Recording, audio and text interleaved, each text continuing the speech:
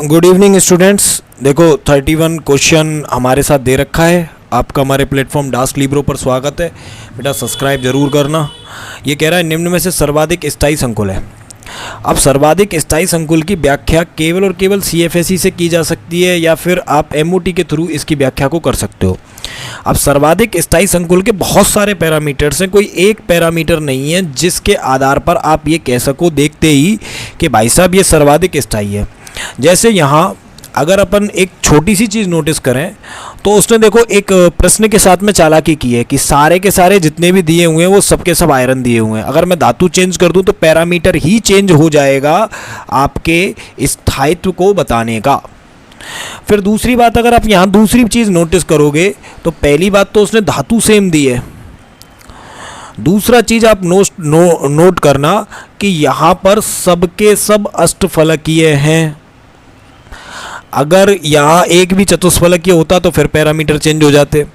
तीसरी बात जो आपको नोट करने की है वह यह है कि सबके सब में आयरन की ऑक्सीकरण अवस्था +3 है। अगर कहीं पर आयरन +2 दर्शा देता तो भी बेटा हमारे पैरामीटर्स चेंज हो जाते।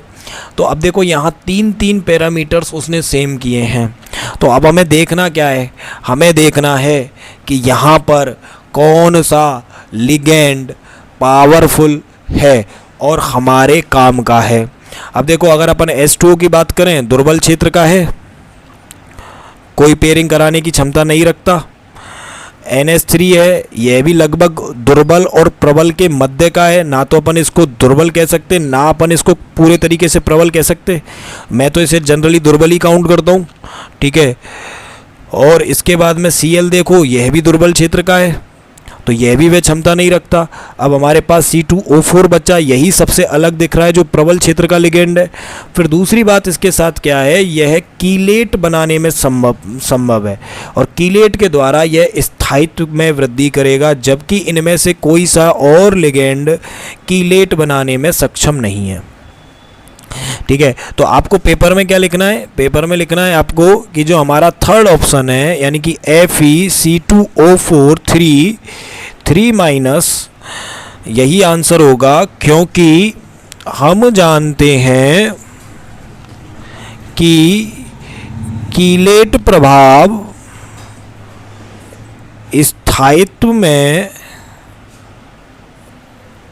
वृद्धि करता है।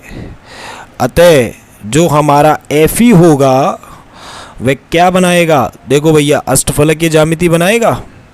और अष्टफलकीय ज्यामिति कैसे बनेगी, ऐसे बनेगी, C double bond O C double bond O O और O, और यहाँ पर भी O C double bond O C double bond O। और भैया ये आपका थोड़ा सा मैं इसको टेढ़ा कर रहा हूँ भैया जी, बॉन्ड टेढ़ा नहीं होता लेकिन हम कर रहे हैं, ठीक है ना। हाँ समझा करो भाई भावनाओं को।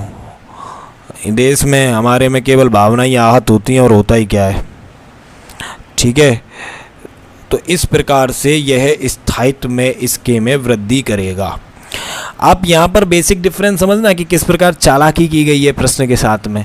और बेटा अगर एक भी पैरामीटर चेंज हुआ ना आपका कॉन्सेप्ट उड़ जाएगा। जो हल्ला मचा रहे हैं यूट्यूब्स वगैरह पर या फिर पर्सनल कोचिंग्स में कि बेटा लिगेंड को देखो, लिगेंड को देखो, अरे भाई लिगेंड ही नहीं, बहुत सारे पैरामीटर्स हैं। यू नीड टू जज that all the parameters to find out that what is the cause behind this. If you are not getting the cause you will never get the answer.